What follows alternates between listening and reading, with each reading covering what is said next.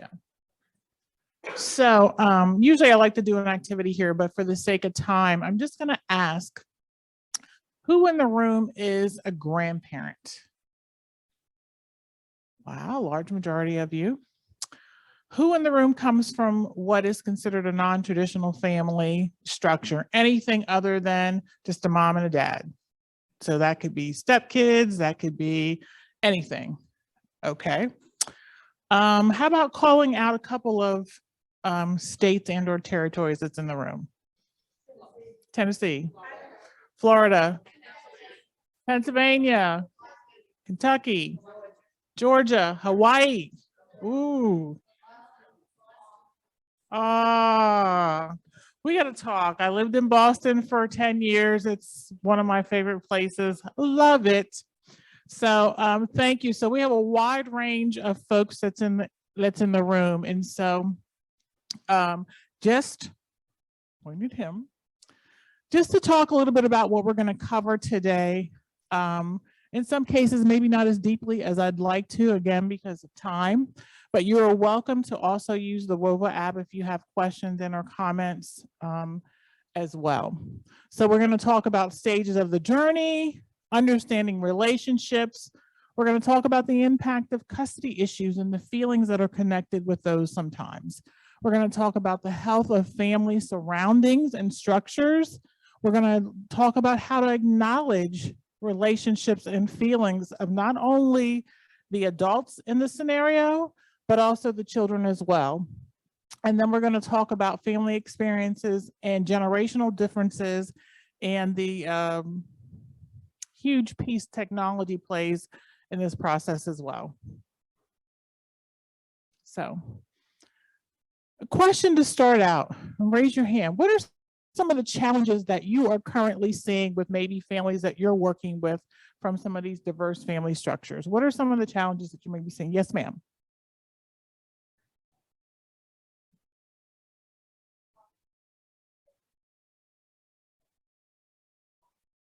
Absolutely.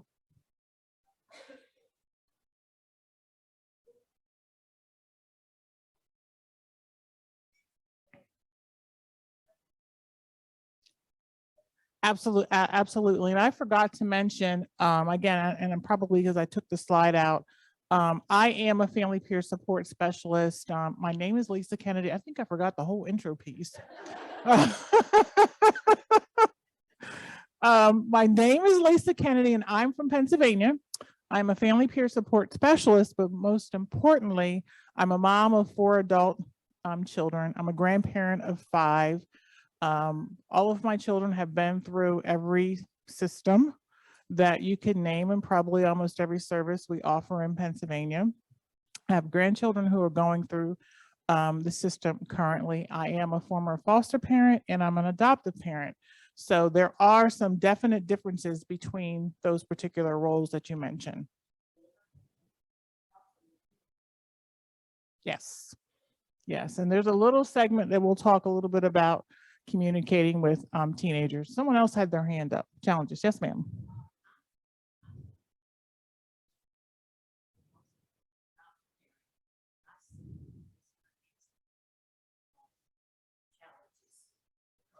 Yes. That's right.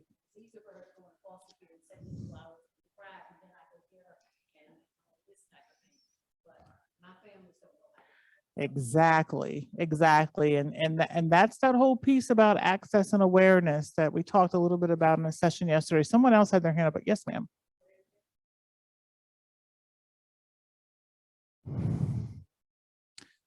That's a huge piece of this. And I won't get that deeply into this piece today because this presentation is actually in 2 parts. And we do spend one of those sections talking really about, being thrust into the role of becoming parent as opposed to grandparent. And then the challenges of when the actual parent may be in the home with you too, and the role that that plays as well. And one more. Yes, ma'am.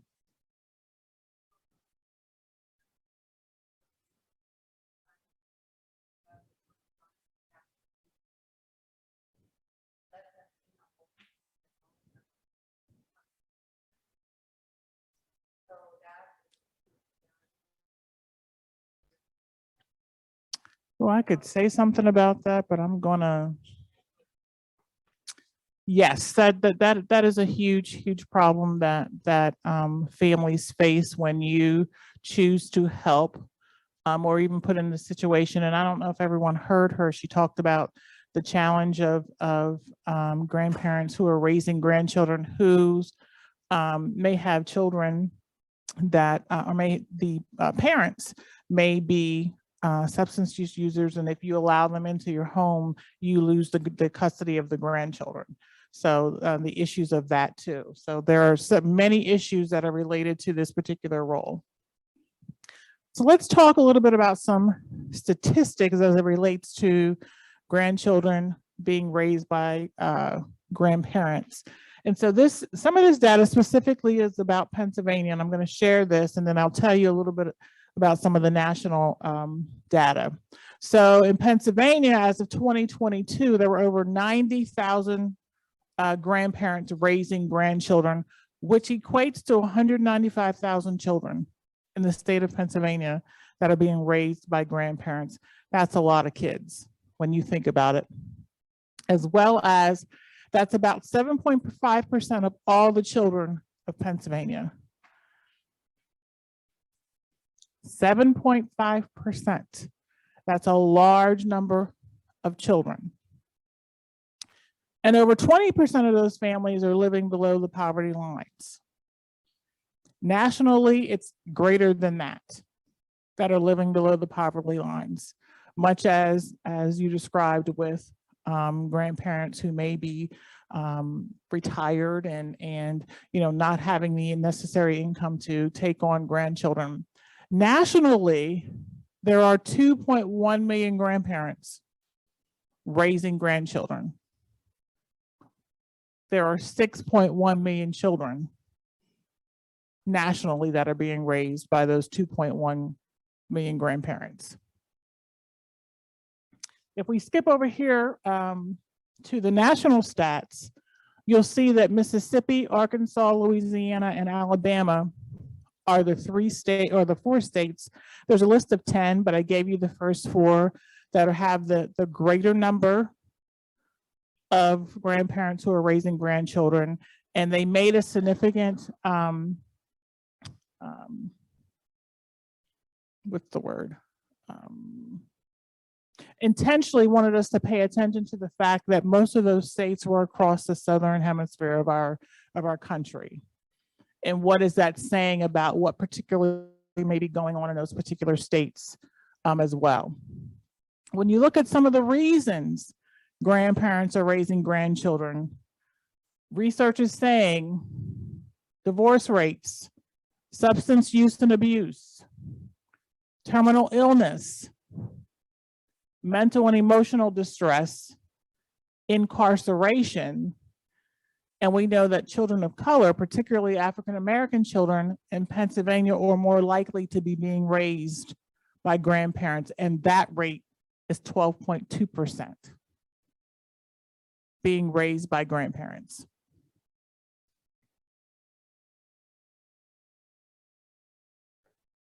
So here are some additional facts. 28,000 children do not have parents present in their home. 58,000 of grandparents are under the age of 60. We know that generationally grandparents have gotten younger. And I recall, I share this example sometimes for those of us who are not only maybe grandparents raising grandchildren, but we also serve families.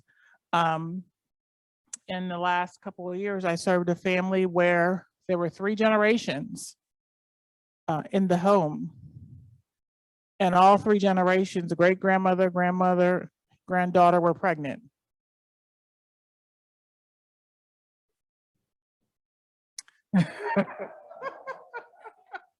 You probably heard me, but it didn't really register. There were 3 generations, great-grandmother, grandmother, and granddaughter who were all pregnant at the same time.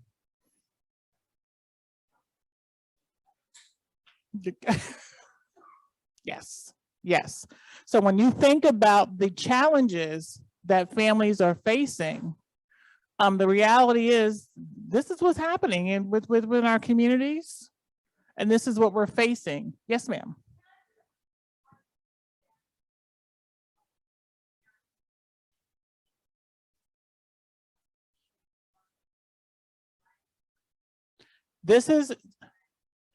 There wasn't a distinction in the research. It's just overall who was raising, because we're going to talk a little bit about whether it's court ordered and custody and all of that, and specifically, but these are just overall grandparents, which would include custody and what have you. Specifically Pennsylvania, yes. When I talked about the 2.1 million, that's nationally, 2.1 million grandparents and 6.1 million grandchildren, that's nationally. Somebody else had their hand up. Okay, just making sure. 17.9% are in poverty. 22,000 have a disability. 28,000 are unmarried. So let's talk a little bit about what the impact of these statistics are really saying to us. And these are just some of the things that we're able to glean from this information. So there are more children in need of outside services for various reasons, whether it's just understanding the abandonment that children experience with these transitions, even though they may be residing with a grandparent that they know and have had a relationship with. The relationship changes once you are in that role of serving as parents. More children living below the poverty lines, broken family structures and relationships, huge challenges for children in school settings. And we know what children go through when they're transitioning, particularly in the cases of having to transition with grandparents and or some other type of family structure that requires them to move from one school to another, the transition and challenges with that. Grandparents not being able to retire, or grandparents who have retired and now must go back to work to be able to support those grandchildren that are in their home. Yes, absolutely.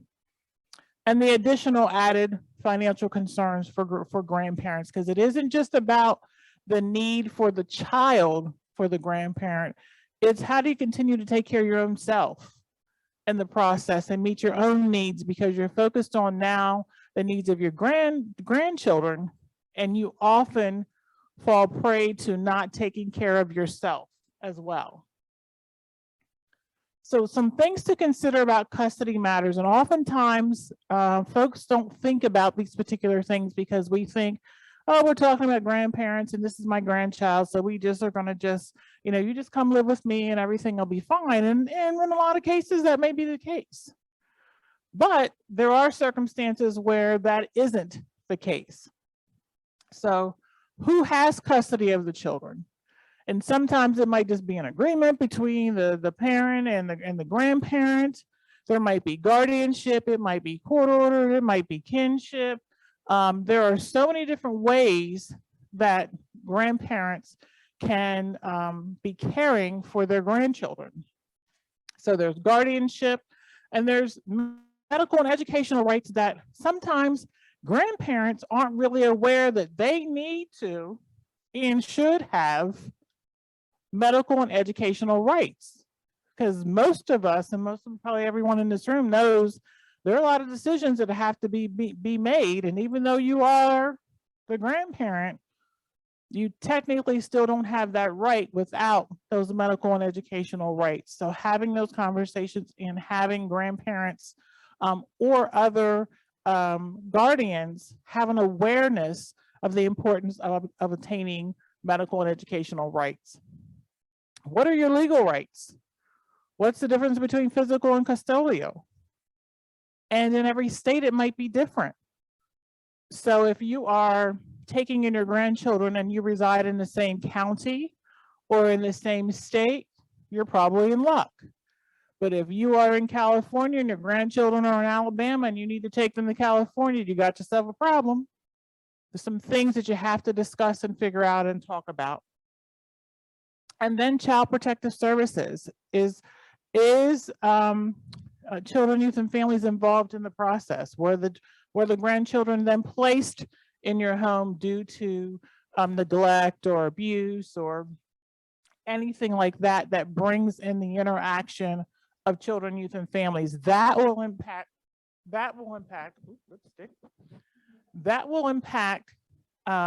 the relationship as well.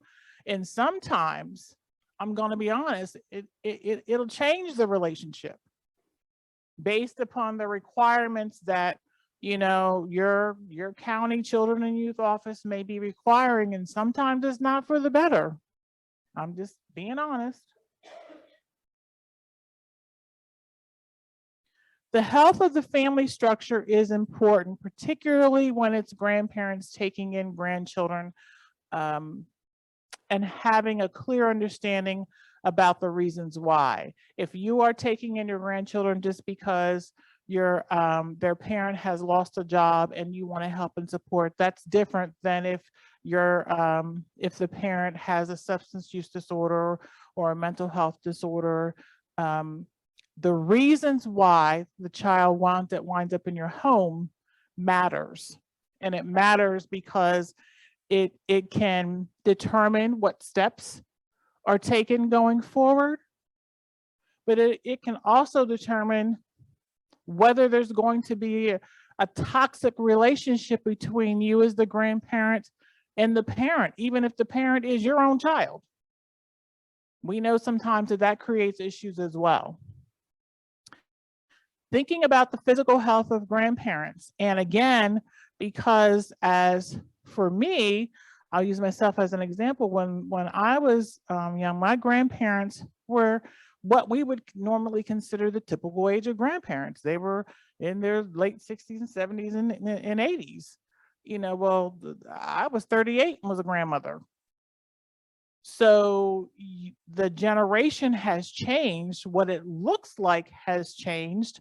The health of grandparents have changed. They may not necessarily have as many health issues as sometimes our elder grandparents may have, but the stress of what life is now requiring of them can change that physical health drastically as well. So making sure that we're encouraging grandparents, no matter what age they are, to be sure that they are taking care of their physical health. Are you getting your yearly physicals? Are you doing your self-care? Are you eating healthily?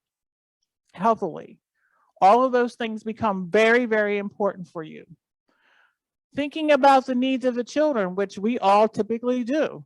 The kids come first, and if you're like me, you know, I'll get to me when I can. It's what do our kids really need, and we will go above and beyond to make sure that happens. But I'm saying to you, meeting the needs of our children does not mean that you have to exclude yourself. Please be sure to consider that. And then the health of family relationships. What is the impact to the family for you taking in the grandchildren? Sometimes it's not just as easy as, I will just come on in and you know, we'll make it work. It's nice when it can go like that, but there are often times when there's a lot of stress and tension and really heightened emotions behind it, you know, particularly when you look at what the root causes of those scenarios are.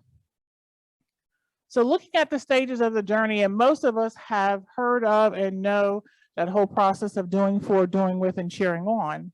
But when we consider the process of raising grandchildren or having some other diverse family structures, there's some things that we want to specifically think about and consider that may be slightly different for just parents. So when you're doing for, it's thinking about that advocacy for others, speaking for others, because you are now speaking on behalf of your grandchildren. And sometimes you might have to have, if you are in a situation where you saw your grandchildren on a regular basis and you have a very healthy relationship, you may know some of their likes and dislikes and things they like to do and things that they're involved in and know their schedule. But if you happen to have grandparents who live in another state and are new to this, there's some conversations that have to occur around what are the needs of the kids, what are their likes and dislikes, what are their schedules look like, because we know kids nowadays have schedules that look like ours. You know, they don't have a job, but they may as well with the level of engagement that they have going on with school and sports and competitions and the like. Seeking the necessary information. What are the key pieces of information you need to know as a grandparent? You need to know more than the name and their age. There's information that you need to collect and be able to maintain in that process. Doing with, standing beside the family and youth, families learning how to develop their voice. And we know that advocacy sometimes isn't the easiest thing. And oftentimes for parents and families, they struggle finding their voice. But grandparents will definitely struggle, particularly if they are generations apart from their grandchildren, or they've never been in a position where they've needed to understand what having a voice really means, knowing what their rights are and how to execute those rights. So having those important conversations are helpful as well. Teaching them how to navigate through systems. We all, in most cases, have huge benefits to the process because we either work in the system or have been connected in some way to the system, so we know how to work the system. So we have an advantage, which means you all hold power over the typical grandparent who would be going through this particular process. And then cheering on. Typically in those places, that means that we're having conversations with families, but they are able to begin to utilize their own voice. They're able to speak for themselves. They're able to advocate for themselves. And we are doing a lot less of the legwork in supporting them because they are able now to understand their role, understand the expectations, how to exercise their voice and use it effectively. When we think about the family experience, how do we define family? And we know the family is no more just mom and dad and the children. Family could include the neighbor, family could include the aunt. Family is typically whoever, and again, this may vary state to state, who agencies want to recognize. But when you ask the child or those in the family, they may identify other partners, and we have to find a way to honor who that family and or youth includes in their family. It may be a friend, it may be an aunt, it may not be a biological relative. What role does that person play in that individual's life? And if we don't bring value to that for that individual, you oftentimes will be creating an additional barrier for this family to be successful. Setting clear expectations, and sometimes it takes a little bit of time to get there, depending on what the goal is or the reason why the child or children has wound up in the care of grandparents. Having an understanding of that. And then allowing the family to ask questions. And I just say this not even just for grandparents, this is just generally speaking. Giving families the room and the space to ask questions is oftentimes families don't feel they have the right, because they often feel like because they are seeking care or they need a service, they need to access something from you, that they don't have the skill set or they don't have the knowledge or they feel inadequate. And sometimes systematically, we foster that. Probably shouldn't say that, but it's the truth. And so we have to really be able to give them space to ask questions and the power and the comfortability to do so. Checking in with family members. Oftentimes we don't do that. And that typically just means that, we all have, our families have family goal plans, and let's say they might have multi-system interaction. Every one of those systems has a plan, and every one of those plans might have 4 or 5 goals. But are all those systems communicating and collaborating with each other? What good is it for a family to have 4 or 5 different system partners involved with 4 or 5 different plans, and everybody has 5 goals and none of them are alike and no one's communicated with each other, but we're sitting at the table talking about this family is non-compliant. So thinking about what position we are putting families in, particularly for multi-system users, and having to meet the need of all of these specific goals of their plan. And oh, by the way, those 4 or 5 goals that are identified on that plan, were they involved in the development of that plan? Do you have family buy-in? Does the family have the skill set to achieve the goals? Those goals on that plan are just as good in black and white on paper, but if the family doesn't have the capacity to meet it, you wasted your time.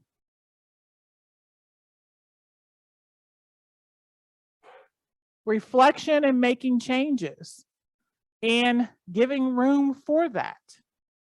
We oftentimes don't give ourselves and or our families room and space to take time to pause and reflect because we're so on autopilot.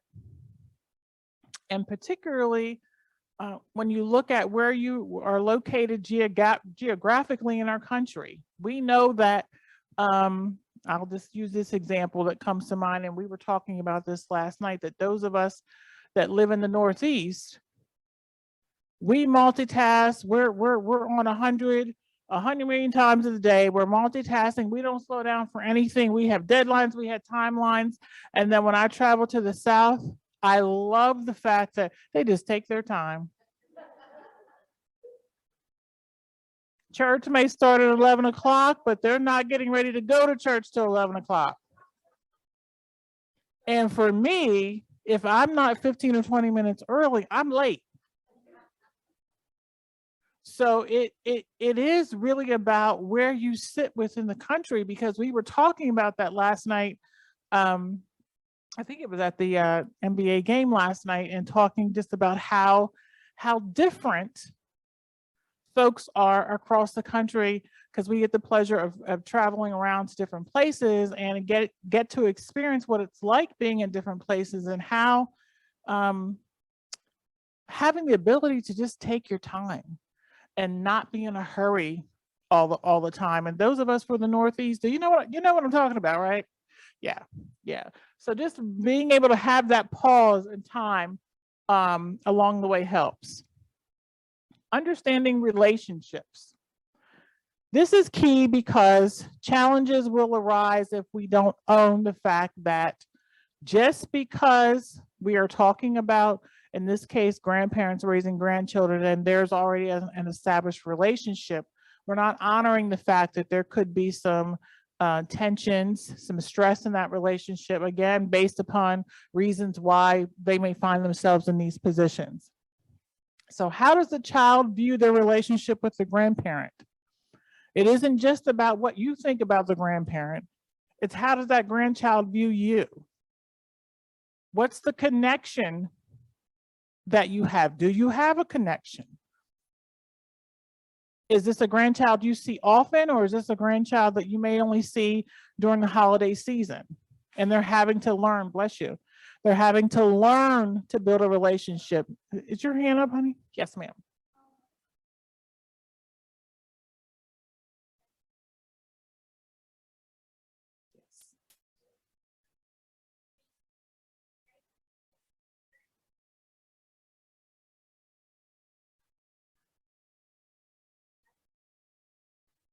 Absolutely. The generational differences matter.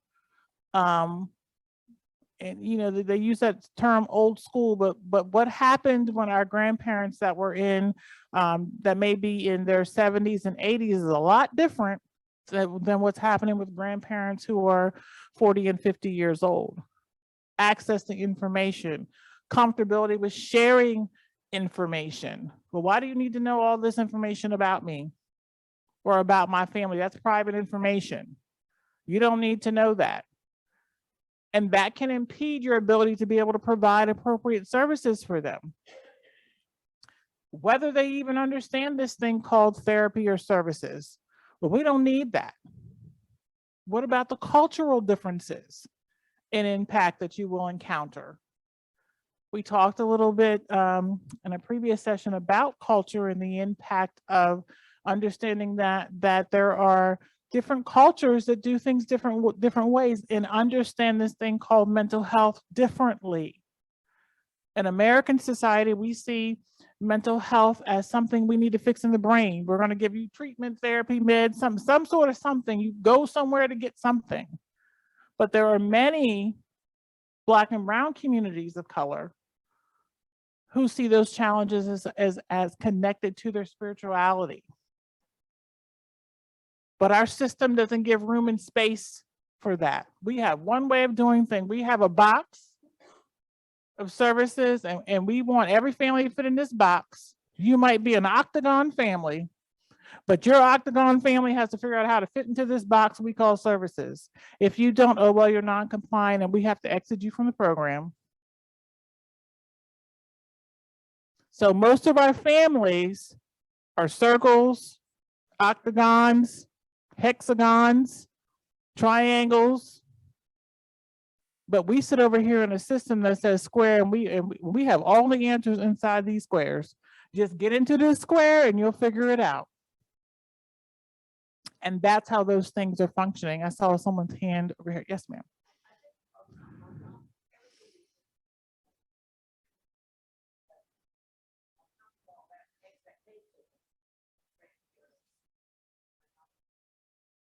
Absolutely.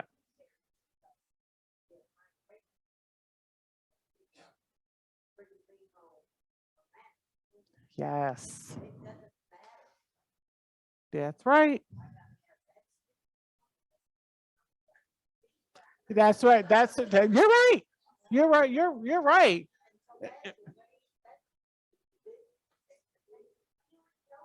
It doesn't matter. And listen, folks, that has nothing to do with whether you have a college degree or not. It really doesn't. Because I remember when my child was in kindergarten and they were doing, 1+1 and 2+2. And I'm doing 1 apple plus 1 apple is 2 all day. No, mommy, you have to do this and doubles plus 1 and whatever. I'm like, well, what? No. Why are we making things so much more difficult for children than it needs to be? And then when they take a test, they can have the right answer. But if 5 steps aren't there because that program said you need to have 5 steps, it's wrong. Try explaining that to your child when they know that the answer is right. So sometimes, that's a challenge, and I was very frustrated. So I certainly understand what you mean with that, and understanding how education looks differently. We provide it in the same way, and education, again, this is my personal opinion, and I'm also speaking from the lens of the school board director, that we have to look at education differently. Our kids are different. They're not going to come and sit in the row all day long for 8 hours a day like we did when we went to school. They're just not going to do it. You have to engage them. And sometimes we just think that, they didn't come to school prepared to learn, so we blame the family. And the difference is, no, we have to look at this thing called education a little bit differently, and that's a whole other conversation. Yes, ma'am.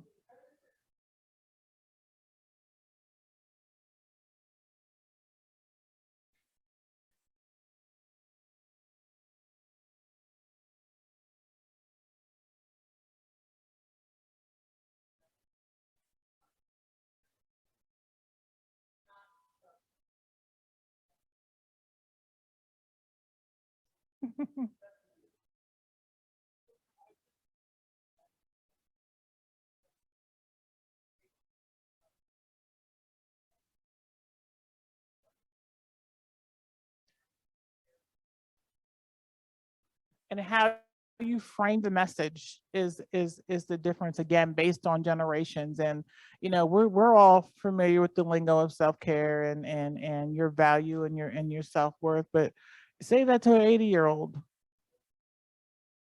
and they're gonna look, what? I have this to do, that to do, and what have you. So it's framing the message, and sometimes it's leading by example as well. And I talk about self-care, and I'm the first one to tell you I haven't mastered it. Know it's important, and I encourage you to make sure that you're doing it for you, particularly for those of us who are serving families, because we're carrying a lot, and you're walking around with vicarious trauma as well from serving those who you serve, but you're also carrying your own stuff. And what have you done with your own stuff? And this is sometimes something that those of us who work within systems, we don't want to own. We just think that we want to go out here and serve other families, but we forget that how you show up in a room matters too, because everything about you goes with you. And understanding that, I'm going to go right back here.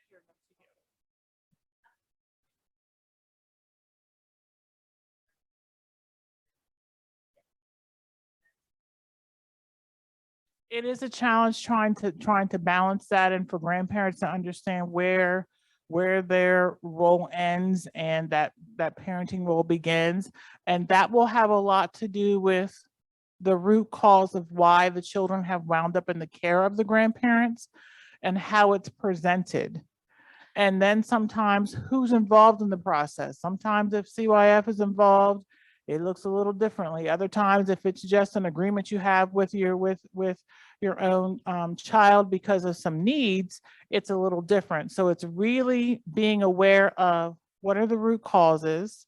Oftentimes there might be some hidden things that we may not know as those who are supporting those families. We may learn later on down the road what those things are, but understand that there are some root causes. I'm going to go right here and then to you.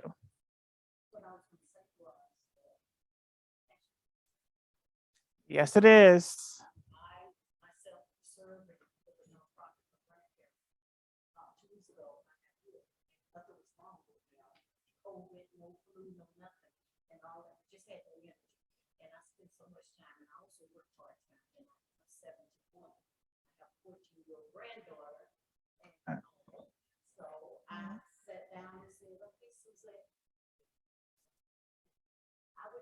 Everything that my parents need, I take it to bed with me, Mm-hmm. and that's not a great idea. Also, words matter with grandparents. Yes. You can't tell grandparents you go back to train when they have grade 7. What I call it is the educators. Yes. It's all about how you frame the message and recognizing that there are these generational gaps and things that they will receive and things that they will struggle receiving, or things that if you're not careful how you say them, you only get one opportunity. And if you put it out on the table and it's wrong, the door is shut in your face going forward. So being thoughtful about how we're addressing those things, but also making the connection. If you happen to be a grandparent who's also raising grandchildren, make those peer connections and talk about the challenges and struggles that you're maybe facing. And there are going to be challenges and struggles regardless of whether the children have some sort of diagnosis or not. It has nothing to do with that. It's just by virtue of they are not with their parents. And some right here.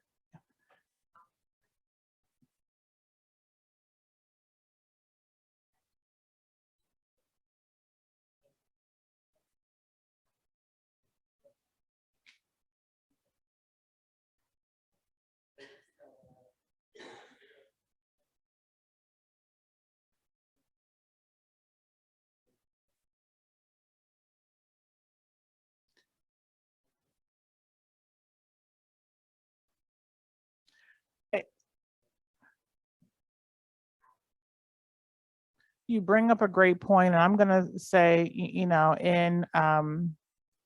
using myself as an example, sometimes it is about the relationship and how those children line up with the grandparents and what agencies or services are involved. Because sometimes when you're working with CYF or something, there are things that by policy and regulations, they must contact everybody and the brother and the family. And that isn't always the best. I'm just going to say it. It isn't always the best thing. It may be the policy and the regulation, but I think it really needs to be something that's individualized, because you can create a different issues for that family and those children by virtue of, well, okay, well, we're just gonna just jump on kinship care and we're just gonna throw all this out. And because I've currently am working with some families where that's an issue. No one communicated that to the family. No one understood, well, why are you calling me and why are you sending me this letter and why, why this and why that, when no one had a conversation about, well, by virtue of this process, here are the things that we need to do. Do you foresee any challenges that may come from this, or who are the folks that you think that we should contact and who should we maybe not include in the process? It's all about how you frame the message and having those initial conversations.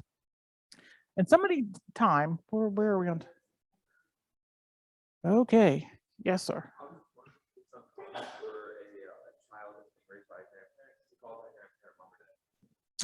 I was waiting for someone to bring that up. That is something that I face with grandparents often. And again, it is, if it's a case where the child has had an ongoing previous relationship with that grandparent, in most cases, it's not really an issue.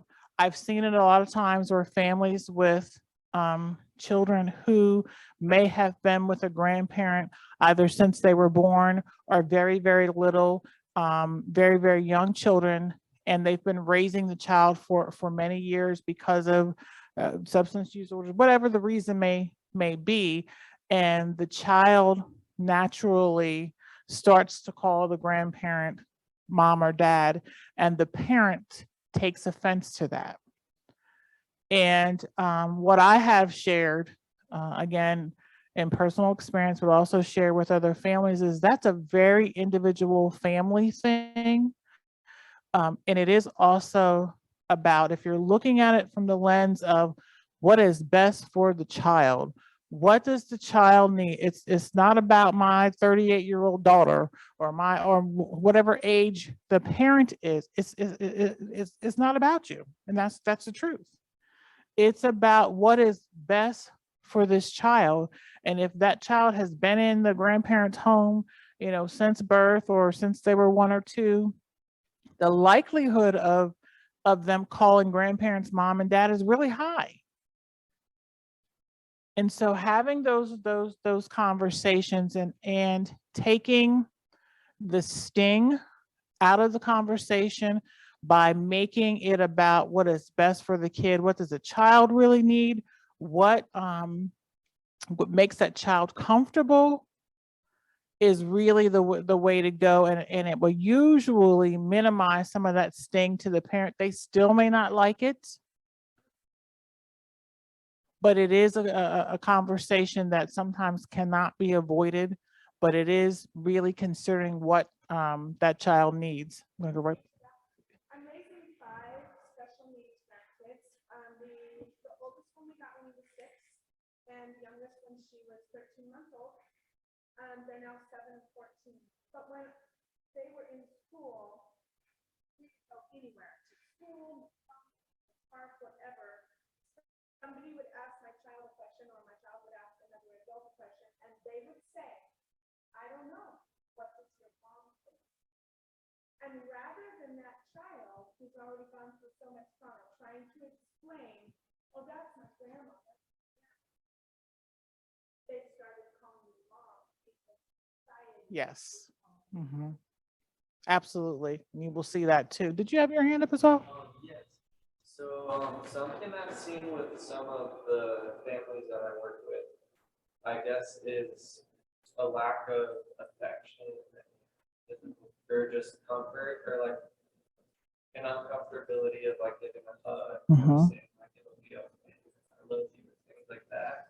Is it more generational? Are you saying? If there's a generational element to that. Yes. Ways to foster, a better relationship between. Yes, yes, it's both generational and cultural.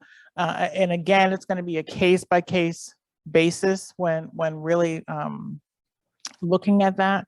But it's really sort of, if you continue to frame things in what is best for the child, and if we see that that child embraces that touch, embraces the need to hear the I love you, and understanding, I'm big on the love piece, but understanding that love is an action word, and many folks don't really realize that. Everybody can say, I love you, I love you, I love you, I love you, I love you, I love you too. But I'm very aware that love is a verb. And so that would show me in your actions what you do as well. And children respond to that. Children read us better than we read ourselves. And they will tell you, yeah, I hear what you're saying out of your mouth. But if your actions are saying something different, and there's a piece where I talk a little bit about that. If your actions are saying something differently, you got a problem.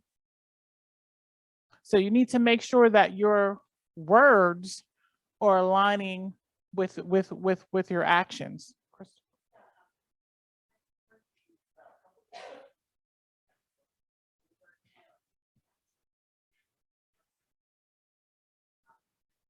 I also think there's still a bias that's not under accepted.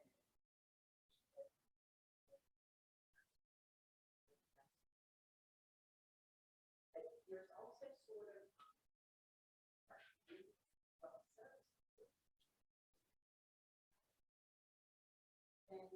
and they're saying Mm-hmm. Mm-hmm. but you know,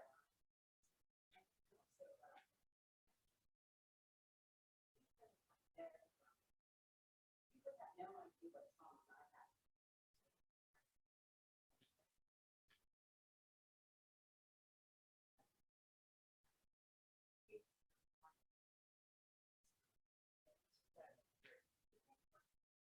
Absolutely. Absolutely. Not only is the child in trauma, parents are in trauma, where they're not in that. But the grandparents.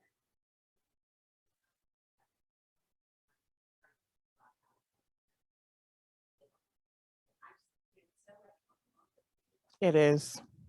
It really is. And it's because very early on, because I think I said when I finally got the introductions that I was a foster parent, and had a number of children coming through my home. And I had a family-based team say to me, pointedly, that I was never going to be able to love my kids well.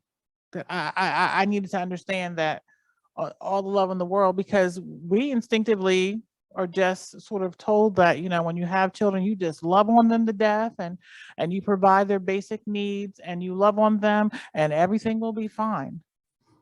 That's not really the truth.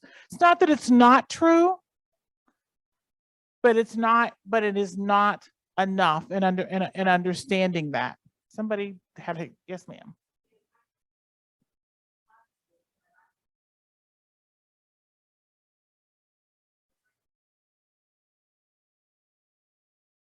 Yes. Yes.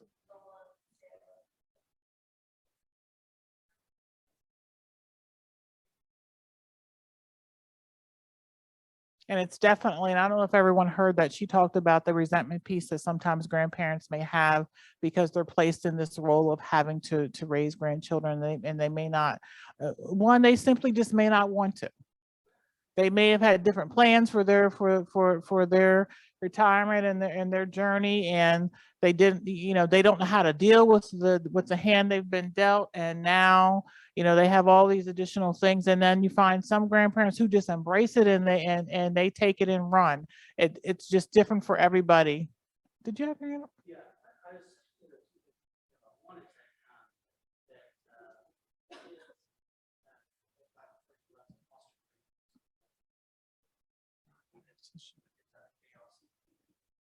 Yep. But That's because we as a system, we know what we're doing. We got it all figured out. We got that box. We have it all figured out. The other thing I lost my parents, so I, both my parents died when I was young. So I didn't have those kind of sports. Where they could take kids for the weekend, stay with grandma, and you go out to the weekend, spouse, and you could have your own time, and all those kind of things were, the help, run one ball practice, the other, all that kind of stuff. Grandparents don't have. Yes. So I just think about my friends. I have a couple of them. They're 10 years older than us. They have kids the same age. Our kids are the same age. And I just know how much slower they are. Yes.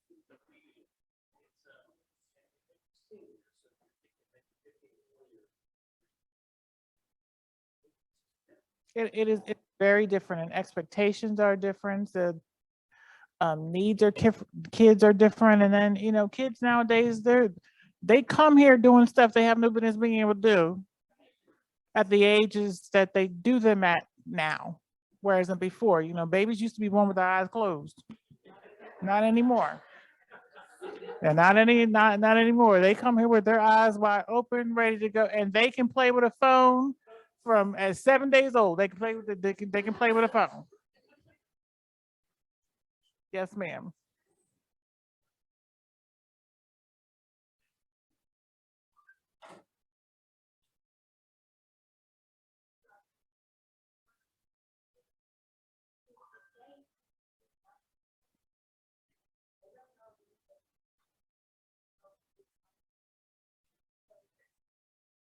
Terminology, acronyms. Every system has their own set of acronyms. You may have the same acronym, but it means something different in each system.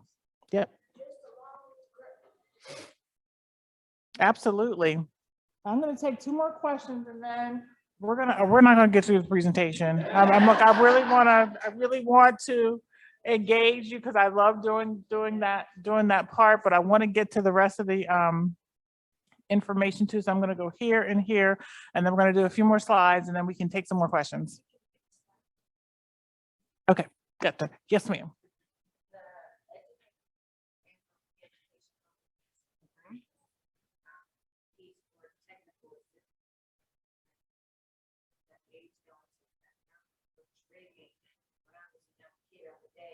Where I could see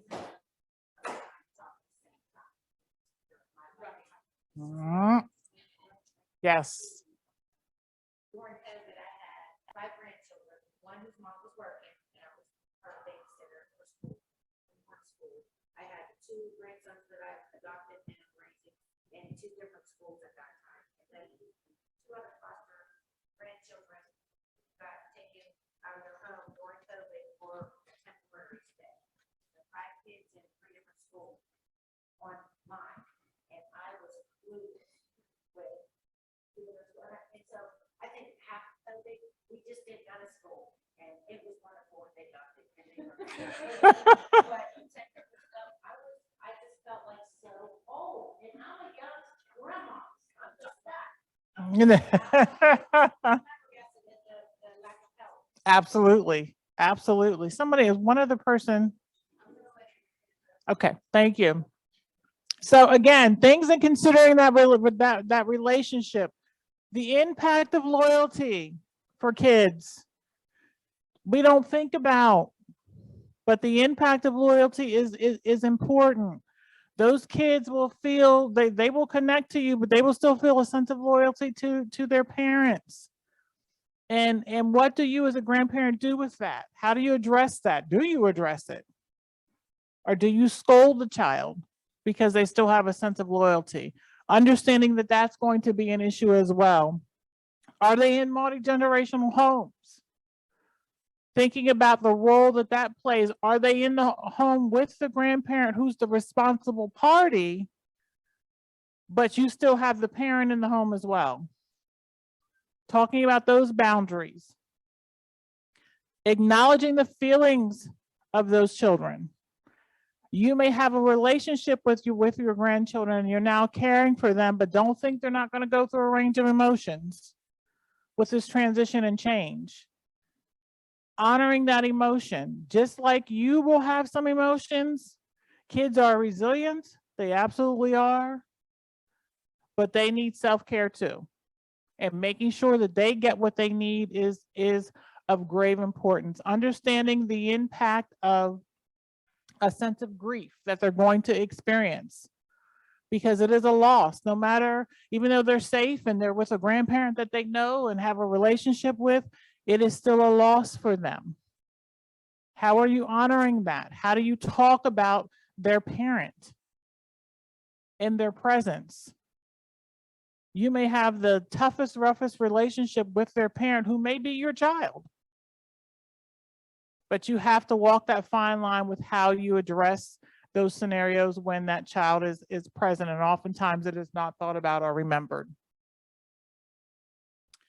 Again, grandkids will have mixed emotions. The children will have mixed emotions. Consider that resentment that may build up because of that, because of this transition. Think about that. What can you do in advance of that to potentially prevent that? Sometimes we can, and sometimes we cannot.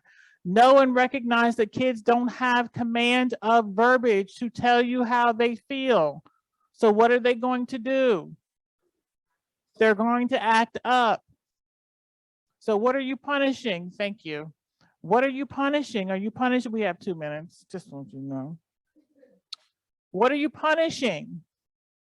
You're punishing the behavior, but not owning the emotion under that behavior.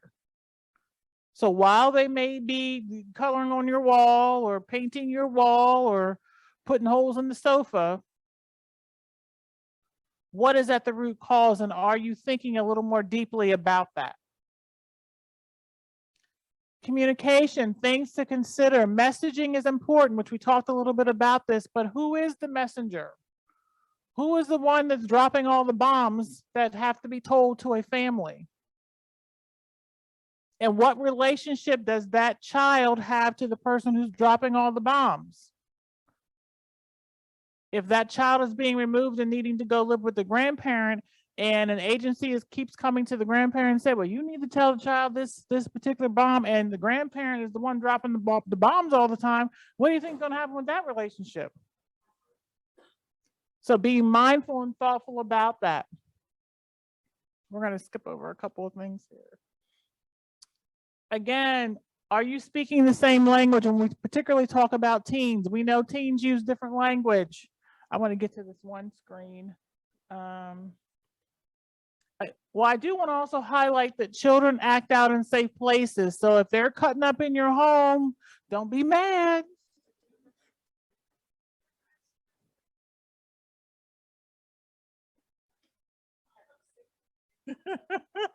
They are feeling safe.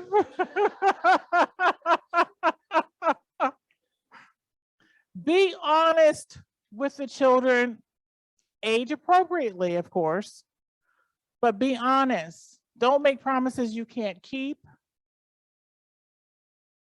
Please be sure to give them the information they need, and talk with them, again, age appropriately, about what to expect. This is a family fact form that I created years ago for myself, that because most of us know we have to go places and repeat the same information over and over and over and over. And then we turn around and sit down and ask the kids for the same information over and over and over and over again. And so when my kids were little, I created a fact form that had some of that basic information on there that I will upload to the site, and you're welcome to use it. But it has some of that standard information that rarely changes often. Strengths, triggers, know your children's triggers, learn them. And when it comes to strengths, identify them. Always be able to count at least 3. Now, you know, if you're like me that lives crisis to crisis, when you're in a crisis, you can't come up with a strength. You can't. So in the downtime, the worst child, and I hate to say it that way, but the child with the most challenges has some strengths. Identify at least 3 strengths, write them down, put them in your phone, stick them on the wall, put them in several different places, because when you're going through a challenge and you need to call a caseworker or the doctor and they say, you know, well, talk to me about some strengths. I can't find any right now. But you can get your phone out, you can go to the refrigerator, you can go to the wall and identify strengths, because when you can't come up with any strengths, they look at you really, really sideways. So that's really important to think about. Establishing routines and guidelines. This is key for those kids who are transitioning, particularly when these are not nice little kinds of sections, transitions that kids are having. We will not be checking in because it's time to check out. Family neglect and sneaking up on you, identifying some of these particular things that we talked about. Are we well past 10:15? Gotta go. The rest of the PowerPoint is on the app. If you have additional questions, please feel free to message me in the app. I'll be happy to contact or respond to you. My contact information is at the end of the PowerPoint. Thank you very much for your engagement.